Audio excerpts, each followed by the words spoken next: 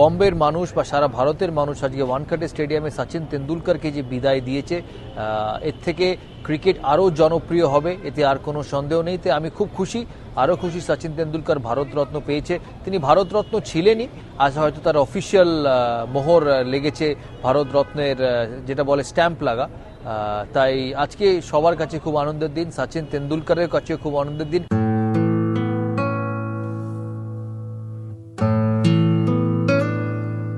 এমন জেনারেশন ছিল যেখানে ভারতীয় ক্রিকেটের উত্থান হয়েছে ওই জেনারেশনে 2000 সাল থেকে। আমি অ্যাকচুয়ালি ভিভিএস লক্ষ্মণের চোখে আজকে জল দেখেছি, যেটা আমার কাছে খুবই আনন্দের ব্যাপার। কারণ একটা কলিগের জন্য, একটা ফেলো প্লেয়ারের জন্য কত বড় শ্রদ্ধা হলে এই জিনিসটা হতে পারে। তাই আজকের দিনটা আমি যেটাই বললাম শুরুতে, সত্যিই আনন্দের দিন, একটা মহান প্লেয়ারের মহান বিদায়।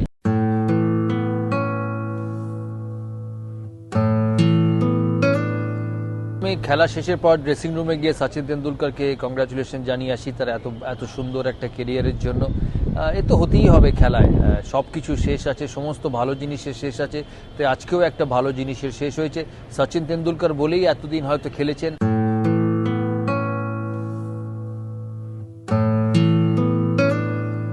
আমার কাছে আজকের সমস্ত কিছুর ওটা সবচেয়ে বড় দৃশ্য, সবচেয়ে বড় মুহূর্ত।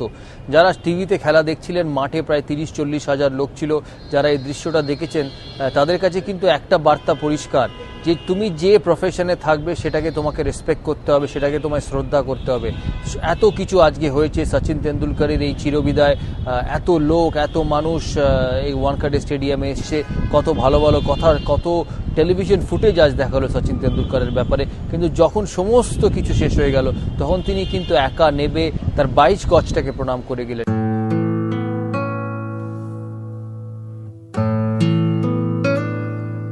খুব সারপ্রাইজ নই যে আজ সে বলেছে তার জীবনের শ্রেষ্ঠ পার্টনারশিপ অঞ্জলির সাথে।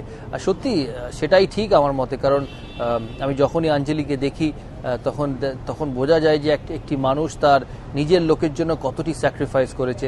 এত বছর, 24 বছর ধরে সে ঘুরেছে। এইভাবে ঘোরা is not a matter of joke. আর সেই জন্যই আমি অঞ্জলিকে অনেক বেশি সাধুবাদ দেবো যে সচিন তেন্ডুলকরের এই ক্যারিয়ারের পেছনে তার কিন্তু মস্ত বড় অবদান আছে।